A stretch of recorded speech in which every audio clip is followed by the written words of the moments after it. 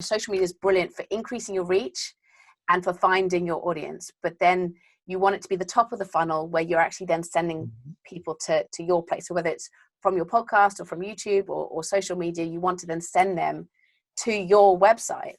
And it's incredible that something like over 90% of content creators actually send people away from their website. So I like to say that websites are they're like a train station, you know, that you'll send people to your website and it's basically like a map to listen to my podcast on all these other platforms, go to all these social media. And, you know, it's really fragmented for your audience. Yeah. They're being sent to all these other places. And then the minute they get there, they're distracted because they're then seeing your competitor or some other person they're following, and they've forgotten that actually they were on a journey with you.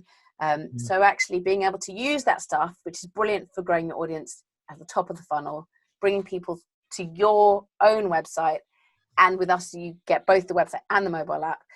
But it's all white label. It's all yours. It's your app in the App Store. It's your domain URL. And we're just basically silently powering underneath. And you own the data as well. That's another thing which I've always been really important to me is it's your data. You own the email addresses. We just process it all for you.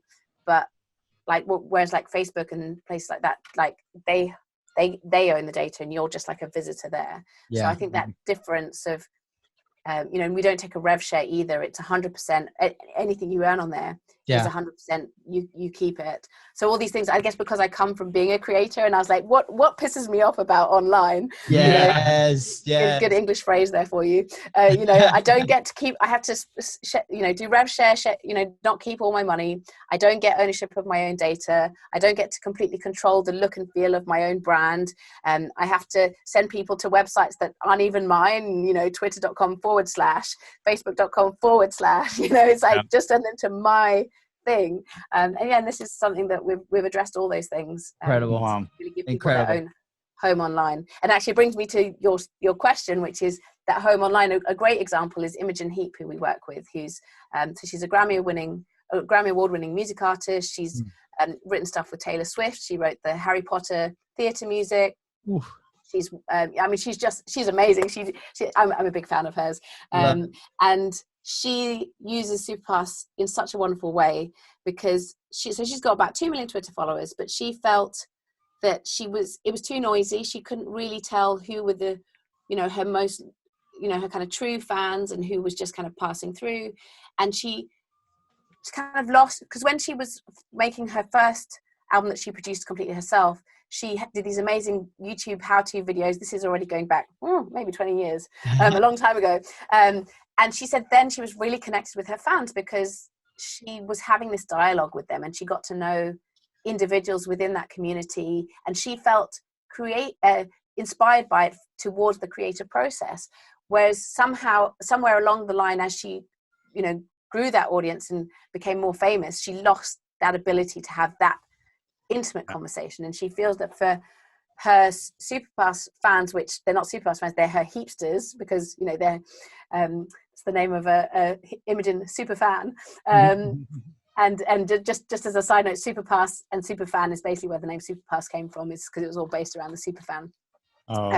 So she has her heapsters in there, which, you know, it's not many. It's, you know, a few hundred people versus the 2 million. But she now knows like all of those few hundred people, and they'll get involved in the conversation with her, and they're also, you know, supporting her by paying their subscription.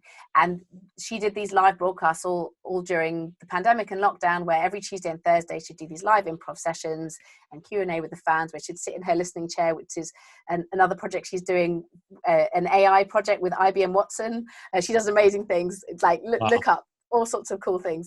But so she's been doing all of this with her app and her website with us, and with the fans she did all these live improv sessions, hours and hours of work, and then she's then got the fans to go through and listen to it, and they've been working together on a shared Google sheet where they mark which timestamps are really cool that they then want her to go and spend more time in the studio developing those musical ideas. So it could take her so much time to do that, but actually she's just getting the fans to directly feedback to her what do they love, what's resonating with them, and it's like truly getting them involved in the creative process. So that's a really cool example of using the community, that it's like a subset community within that wider social media community, where it's just a different level of engagement.